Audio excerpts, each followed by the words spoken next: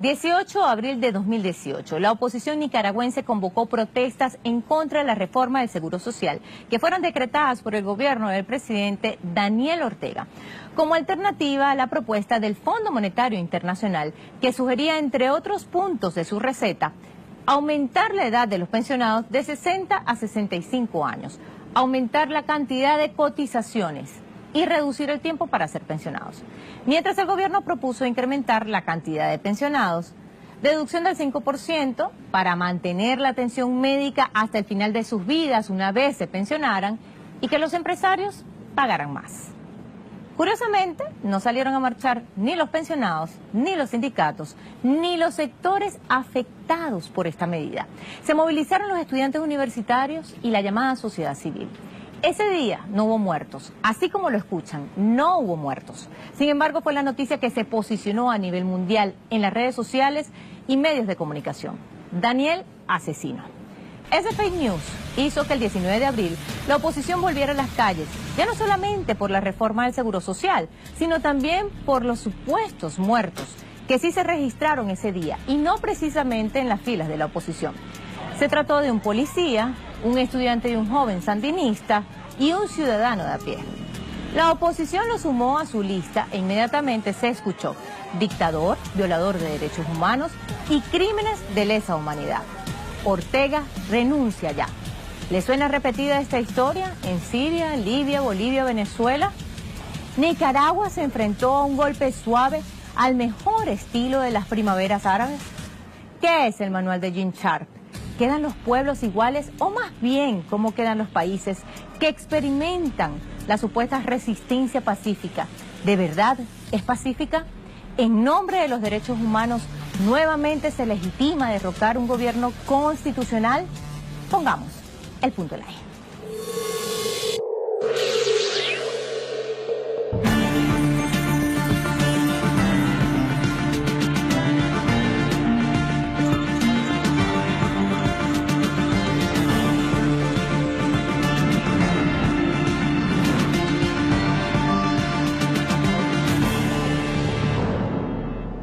En varios países del mundo, de pronto comienzan a verse protestas acompañadas de campañas mediáticas, marketing y estrategias de redes sociales con símbolos casi todos parecidos. A pesar de desarrollarse en diferentes naciones y continentes, no son espontáneas. Se trata del movimiento de resistencia pacífica de Gene Sharp, un filósofo político estadounidense que creó 198 métodos para derrocar gobiernos y pasar de las supuestas dictaduras a la democracia. Durante más de 50 años se ha venido aplicando. Los famosos 198 métodos parecen haber tenido una extraordinaria respuesta. Son simplemente los 198 métodos específicos. Estas formas de rebelión son el boicot económico, la desobediencia civil, las protestas.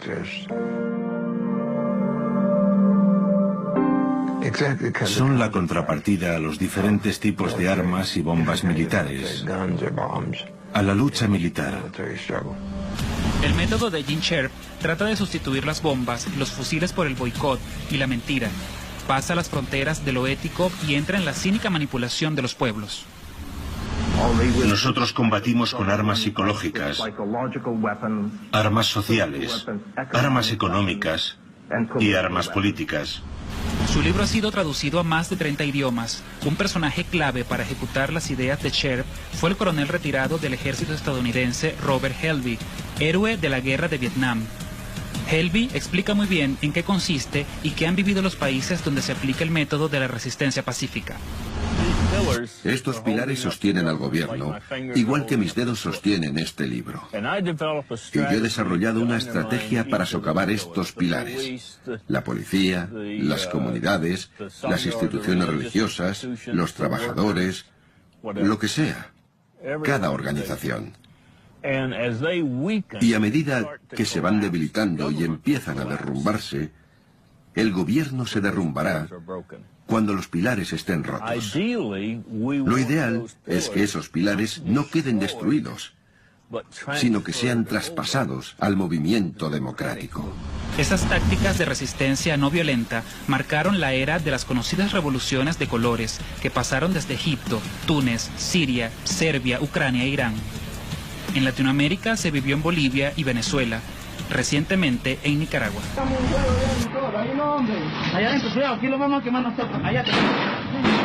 Bloqueos de vías, jóvenes encapuchados con armas no convencionales, persecución a la militancia del gobierno, saqueos, quema de medios de comunicación, colegios y universidades, boicot económico, son algunas señales que se está en presencia del manual de Gene Sharp.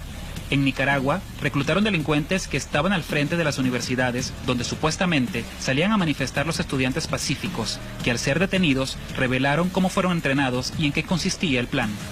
A este grupo se les presentó el documento proveído por el MRS, el documento el cual consistía en cómo desestabilizar el gobierno y entidades gubernamentales. Fueron 2 etapas. La primera etapa decía cómo derrocar un gobierno, cómo desestabilizar un gobierno. Y la segunda etapa del documento era reestructuración gubernamental. El primer documento habla sobre pilares. Los pilares que sostienen al gobierno, estructuras que al momento de ser tomadas o vandalizadas, el pueblo en su euforia y en el enojo que siente al participar por las protestas va a generar más y más personas uniéndose a la causa. Tu trabajo es bastante sencillo. Solo tienes que reducir ese apoyo, esa legitimidad, esa obediencia, y el régimen quedará debilitado.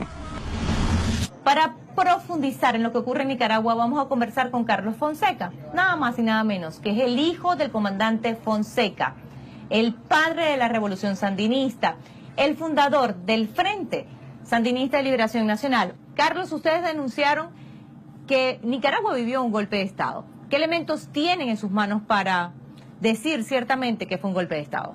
Nosotros afirmamos que en Nicaragua se puso en práctica el formato de golpe de Estado diseñado por Gene Sharp, que es el que adopta el imperialismo norteamericano contra gobiernos que no son afines a sus intereses. Nosotros nos basamos para afirmar esto en 2 cosas fundamentales. Una de ellas, las impresionantes similitudes entre lo que ocurrió en Nicaragua y lo que ha ocurrido anteriormente en Venezuela y en otros países donde hay gobiernos que no son afines a los intereses norteamericanos. Y el otro elemento que tenemos son confesiones de figuras representativas de los sectores golpistas de la derecha, como es el caso de un periodista que hizo un llamado a los que estaban en contra del gobierno a que accedieran a través de internet al manual elaborado por Gene Sharp. Has hablado del manual de Gene Sharp y has hablado de la aplicación de un método. ¿Cuáles son las características de ese método? ¿Qué similitudes tiene con lo que se vivió en Venezuela y también en otros países como Siria, Libia y, bueno, las conocidas revoluciones de colores? Las cosas comenzaron con la pretensión de presentar el plan de derrocamiento como una protesta social, con motivo de una reforma a la seguridad social, que por cierto era favorable a los intereses de los trabajadores y de los jubilados y desfavorable para los intereses de los empresarios, y contraria a lo que recomendaba el FMI con el apoyo de los empresarios y de los sectores de la derecha en Nicaragua. A lo que me quiero referir es al hecho de que casi inmediatamente después que comenzaron los disturbios, el gobierno revolucionario derogó las reformas para contribuir al diálogo, al consenso, a la estabilidad del país. Entonces a estos sectores no les quedó más remedio que confesar que lo que querían era derrocar al gobierno, pero necesitaban ahora otro pretexto. Esta no es una mesa de diálogo, es una mesa para negociar su salida, y lo sabe muy bien, porque el pueblo es lo que ha solicitado. Pero luego necesitaban un mayor argumento para justificar el derrocamiento del gobierno. Se daban ataques de grupos violentos de la derecha en contra de sandinistas y producto de esto se daban enfrentamientos en los que había muertos y heridos. Entonces la derecha lo que hacía era sumar los muertos de ambos bandos y presentarlos como personas masacradas por las fuerzas gubernamentales en una manifestación pacífica. 5 cámaras registraron cómo fue montada la emboscada a las marchas del Día de las Madres. Ese era el día D. Los opositores se prepararon con armas en puntos específicos en las cercanías del estadio de béisbol Dani Martínez. Era ahora o nunca. Sí, vamos. Si Nicaragua no se une hoy, no es nunca. La segunda cámara tomó la escena del momento de la emboscada a la marcha opositora. La idea era culpar a los sandinistas que también estaban marchando, pero por ningún lado se vieron. El tiroteo era entre ellos mismos.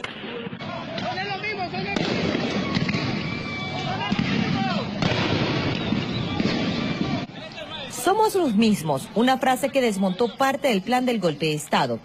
Ese día era el quiebre para que la comunidad internacional hablara con mucha más fuerza del gobierno de Nicaragua como violador de los derechos humanos y pidiera ya la salida de Daniel Ortega. La cámara 5 tomó las imágenes del mismo sujeto que captó la cámara 1 en otro lugar. Los muchachos están tomando sus medidas de precaución porque ellos no andan armas más que morteros. Todo ocurrió frente a la complicidad de los medios de comunicación que hasta justificaron las acciones de los terroristas. Y están tomando sus medidas de precaución. Los periodistas fueron parte del plan para posicionar un ataque de los supuestos paramilitares sandinistas. Nos dicen que hay 3 personas heridas, nosotros... Según los datos que se han obtenido en las investigaciones correspondientes, incluso haciendo un cotejo de los datos de la Comisión de la Verdad, la Policía Nacional e incluso la CID, que es un organismo de la OEA claramente parcializado y descaradamente parcializado en el conflicto, hay la misma cantidad de muertos, o aproximadamente la misma cantidad de muertos sandinistas y muertos opositores. Con solo ese dato se demuestra que lo de las masacres es una fabricación mediática, con el objetivo de enardecer los ánimos, con el objetivo de implementar un componente fundamental de este formato de golpe de Estado, que es la guerra psicológica.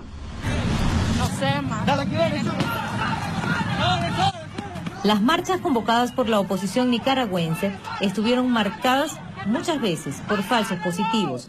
Por ejemplo, alguien comenzaba a correr y gritar que venían los grupos violentos sandinistas o paramilitares. La reacción no se hacía esperar, confusión, desespero. ¿Qué pasa? ¿Qué pasa? Que parece que ahí están disparando. ¿Quiénes están disparando? Vamos a reportar. En las movilizaciones se lograron registrar personas que participaron en las guarimbas en Venezuela, los llamados cascos verdes, que siempre estaban para atender a los heridos. ¿Qué le pasó? ¿Qué le pasó? Está pegado, está herido. ¿Está herido de qué? De bala. ¿De bala? ¿A dónde dispararon? Allá para acá están disparando. Ajá. ¿A dónde fue herido? ¿Dónde fue herido? ¿Dónde tiene herido? Jamás se le vio la herida de bala, ni la sangre. Observe con atención. ¿A dónde está la herida?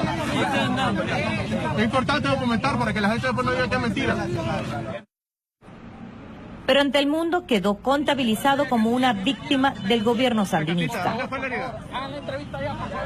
¿Dónde fue la herida de bala? ¿Fue la herida de bala? Así se montó la escena, la posverdad. La necesitamos mostrar, Rojo. Vamos a ver. La oposición nicaragüense, apoyada por ONGs de derechos humanos, y la OEA logró posicionar en el mundo más de 350 muertos. Las cifras oficiales dan cuenta de 199 nicaragüenses asesinados.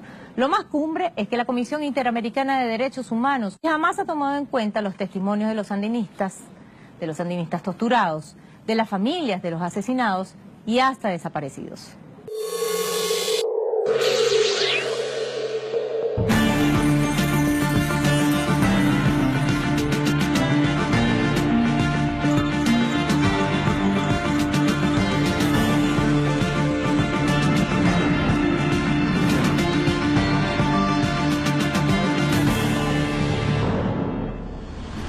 Los mensajes que se emitieron en las redes sociales provenían de cuentas robots y se detectaron más de 85.000 en Twitter, Facebook e Instagram, dirigidas desde Estados Unidos, Colombia y Guatemala.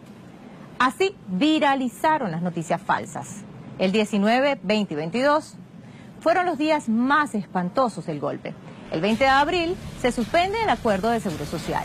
El 22 se da un saqueo masivo en todos los supermercados del país y al mismo tiempo el pueblo de Nicaragua sale a protestar contra esos saqueos propiciados, así se confirmó después, por la oposición nicaragüense. Ese mismo día Daniel Ortega propuso el diálogo nacional y pidió a la Iglesia Católica ser mediador y testigo. Sin saberlo, dio luz verde a su verdugo.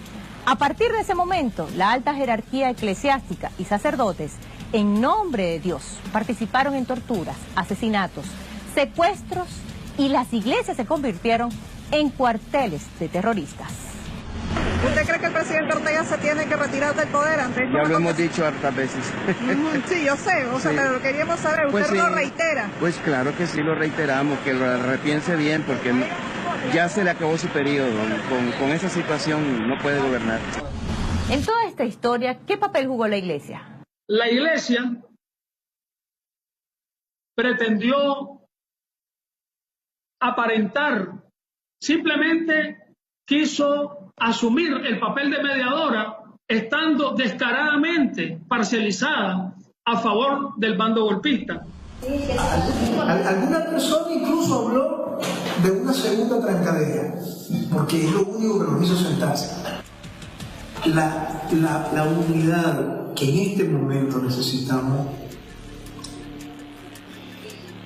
debe incluir a todos, aún con la sospecha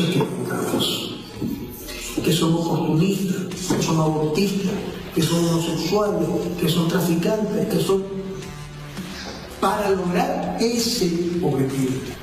Y antes de eso, en pleno diálogo, cuando supuestamente la conferencia episcopal era mediadora en el diálogo, había obispos y sacerdotes que hacían abiertos llamados a la gente a la violencia.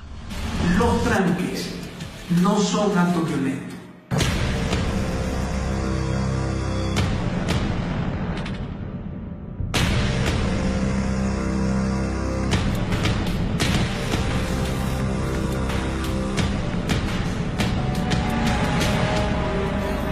¿Por qué no vino en el momento que estaban quemando las casas a sandinistas, cuando torturaron a sandinistas? ¿Por qué no vino en ese momento?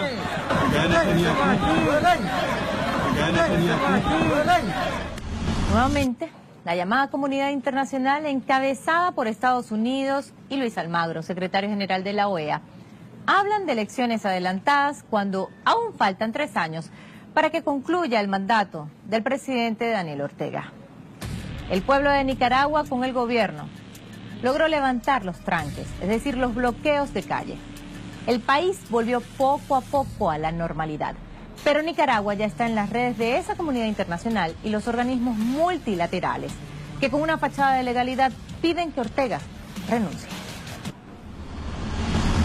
Esto no es más que la versión light del derrocamiento del gobierno.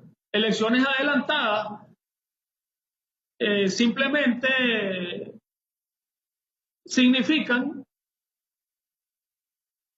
dar un golpe psicológico, político, es decir, es la versión, como te decía, la versión light del derrocamiento violento del gobierno sandinista, electo el 73% de los votos de la población, de los electores de Nicaragua. ¿Tú crees que existe una utilización política de los derechos humanos y esto es un argumento, un arma para derrocar gobiernos?